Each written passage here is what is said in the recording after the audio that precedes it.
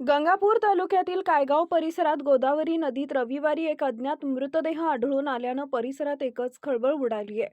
घटनेची माहिती मिळताच रुग्णवाहिका चालक अनिकेत मुळक आणि शुभम वाघमारे तसेच पोलीस कर्मचारी विठ्ठल जाधव, पंकज बिरुटे व अमल बिरुटे यांनी तात्काळ घटनास्थळी धाव घेतली. महाशिवरात्री असल्यामुळे कायगाव रामेश्वर मंदिर इथं मोठी गर्दी असते.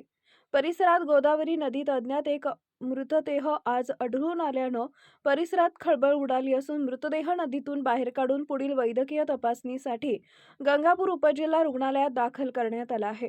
गंगापूर तालुक्यातील कायगाव परिसरात गोदावरी नदीत आढळलेला मृतदेह प्रकरणात महत्त्वाची माहिती समोर आली आहे.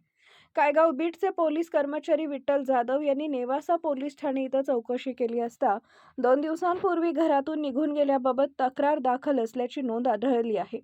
या आधारे संबंधित व्यक्तीने आपला जीव गमावल्याची शक्यता व्यक्त केली जात असून मृताची ओळख पटवण्याचं काम सुरू आहे.